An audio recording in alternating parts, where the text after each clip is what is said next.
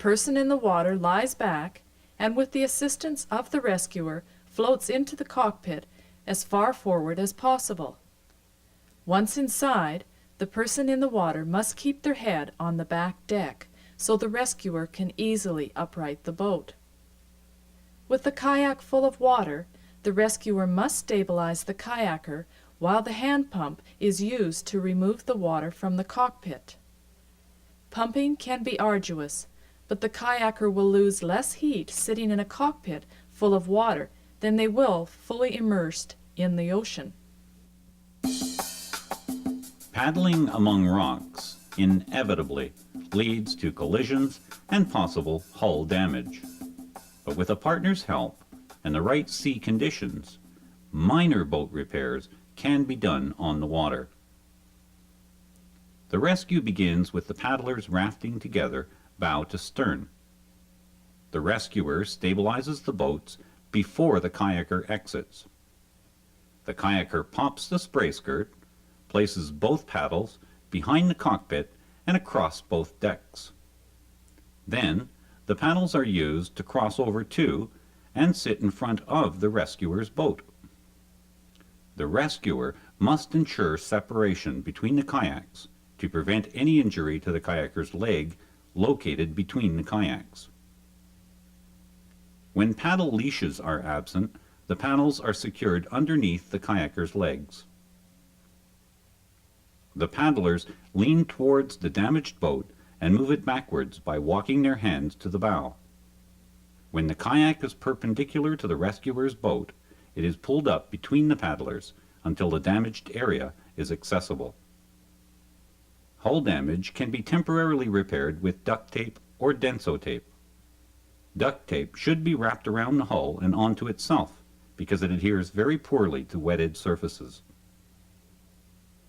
When the repair is complete, the procedure is reversed.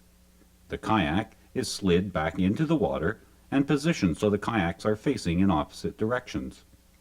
The rescuer stabilizes the boats, and the kayaker places one leg into the cockpit. The paddles are repositioned behind the cockpit and used by the kayaker to transfer back to the repaired boat. After both legs are placed inside the cockpit, the kayaker can slip back into the seat.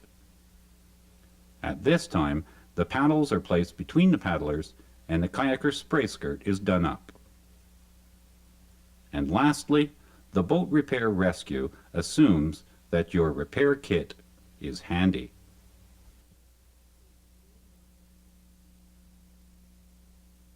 The HI and all-in rescue includes 3 or more rescuers. When the boat is too heavy or the rescuers do not have the upper body strength to perform the TX rescue, the group can use the HI rescue to remove the water from the cockpit. 3 kayaks are needed for this rescue. The person in the water is instructed to go to the bow of one of the rescue kayaks and hand over their paddle. All 3 paddles are placed on top of the spray skirts in front of the rescuers. It is the placement of the paddles and the rescuers' boats that forms the H part of the HI name. The upturned boat is the I part. Using the deck lines, the bow of the capsized boat is lifted up and over the 3 paddles. The bow is held over the paddles until all of the water drains from the boat. If this boat has no bulkheads, the rescuers would position the cockpit on top of the paddles and rock the boat from side to side. Once the water is removed, the kayak is turned over, pushed into the water, and slid under the 3 paddles. The rescuers raft up to the middle kayak and prepare for the person in the water to re-enter the boat. The person in the water climbs onto the boats from the outside of the raft instead of between the boats. This way, the paddler will avoid being injured by the kayaks, especially when the rescue occurs in rougher water. The all-in rescue is a technique that can be used if everyone capsizes. 2 all-in rescues will be shown, and it's important to note the subtle differences between each one. The first places emphasis on boat handling, whereas the second puts more emphasis on the safety of the paddlers. In the first scenario, the paddlers swim together and immediately grab onto the nearest boat. The leader's boat is flipped over, and the person next to the leader stabilizes the kayak as the leader gets in. When the leader is ready, another paddler is rescued using an assisted rescue technique. When two rescuers are available, a choice between an assisted rescue or a group rescue technique can be used to rescue the remaining kayaker.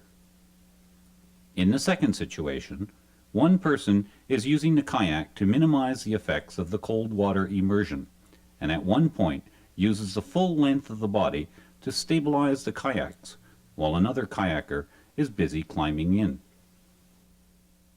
The all-in rescue is the most controversial of all rescues, because there are many variables that can influence how this rescue unfolds.